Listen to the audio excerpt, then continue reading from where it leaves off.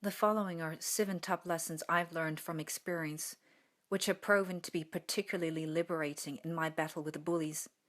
As the saying goes, we often hurt the ones we love. However, isn't it about time that we challenge this strange belief? Why does society accept this form of torture?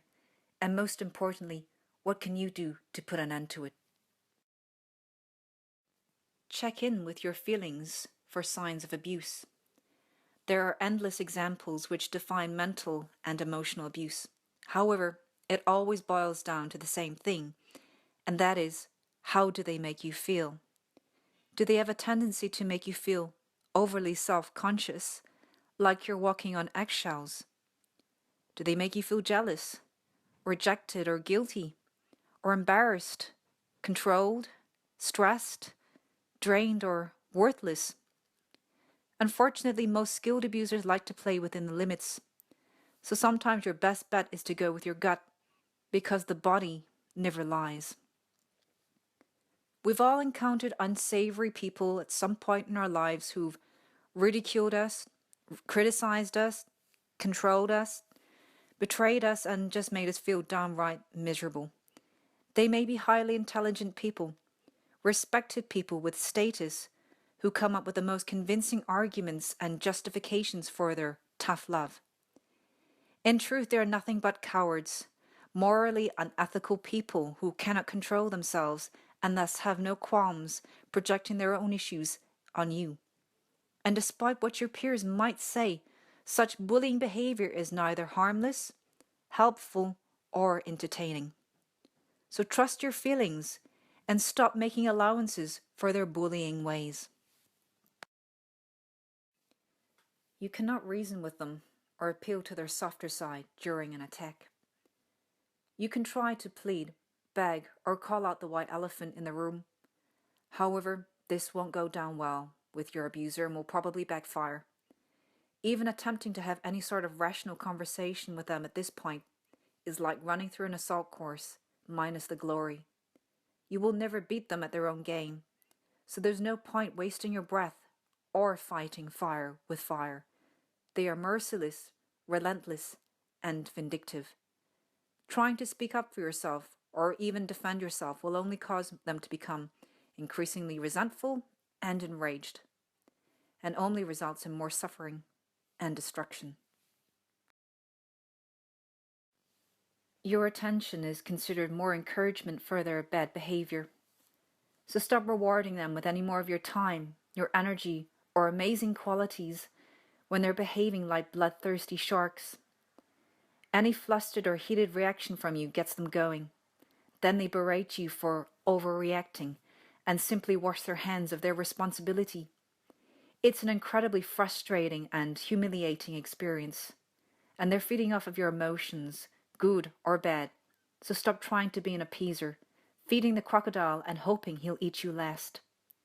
Start setting healthy boundaries and stop engaging with people who feed on such low vibration energies, even if they do happen to be your significant other. Practice the art of retreating. Whilst it's true that your abuser may have had a difficult childhood or was exposed to much disturbing social activity, it does not excuse them of their cruelty. By all means, feel free to give them your deepest sympathies, but don't allow yourself to be their chew toy any longer. Free yourself from their clutches. Show yourself some self-love and self-respect by disengaging. You cannot save those who do not wish to be saved. And if you must save one person, let it be you under these circumstances. So the next time you've become a prime target for their bullying, just simply withdraw and do your best to not react. Internalize your thoughts and feelings. It's the only safe option you have. Choose peace over the need to be right. And you do have the right to walk away from a bad situation with your dignity still intact. Allow them to cool down. And if they do come to their senses, explain how their behavior makes you feel, and it's not something that you wish to entertain further. Be firm, but be kind. But don't play with them at their own low-level games. Judge them by their actions.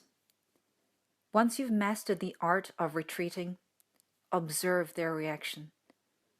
Are they willing to see your point? And are they motivated to address their issues? If not, it may be time to consider detoxing these dangerous influences from your life. Otherwise, you'll just end up feeling utterly drained from constantly banging your head against a brick wall.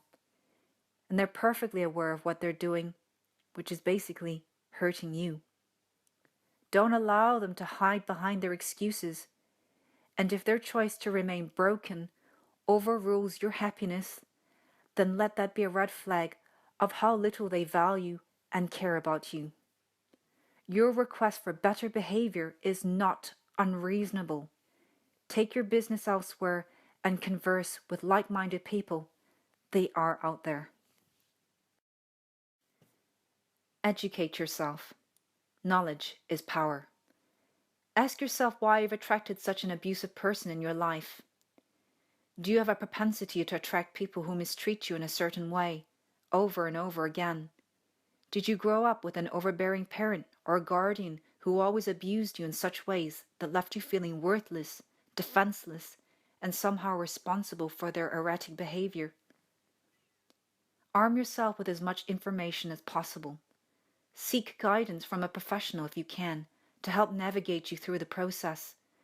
Develop an understanding of what has caused you to tolerate such people or situations. Do you harbor feelings of low self-worth? Have you been duped into believing that drama in relationships equates to passion? Do you have a tendency to play rescuer, forever attempting to fix problems that aren't even yours? As you develop a deeper understanding of the core issues, you will start to view things very differently. The control your abuser once had will diminish, and you'll be able to break the cycle once and for all. Don't blame yourself for their abusive behavior. That's exactly what they want you to believe, because they're incapable of dealing with any sort of blaming themselves. Abusers are simply venomous. They stir up drama, intimidate and twist facts to fit their crazy arguments. And they derive unhealthy pleasure from making victims feel weak, uncomfortable, and confused. They are sad people who damage others for their own entertainment. And you have every right to feel upset for being subjected to their abuse. Allow yourself to feel the anger, the frustration, the unjust, and the tears bottled up inside. It is not your fault that they're acting unreasonable. They chose to abuse, not you. So don't beat yourself up because there is nothing that you can do to make them stop. They've simply created a game in which you have no chance of winning. So why bother playing a game which always results in you being the loser? If you find yourself becoming a victim of their abusive traps again, try not to revert to your usual responses. And if you do relapse, forgive yourself and make a conscious effort to do things differently next time. It will take practice, but it will become second nature. Don't focus your energies on trying to correct their behavior. Instead, start focusing on what you can do to turn the tables in your favor. Show them your worth and value by disconnecting. Give them the opposite of what they want. Forgive yourself. Learn from the lessons. Get as much information and support as you can. Every step, no matter how small, is an investment towards the reclaiming of you, your power, your identity, your hopes and dreams, your beliefs, and your destiny. Just remember that by dodging their senseless games, it makes you the winner. So rise above and withdraw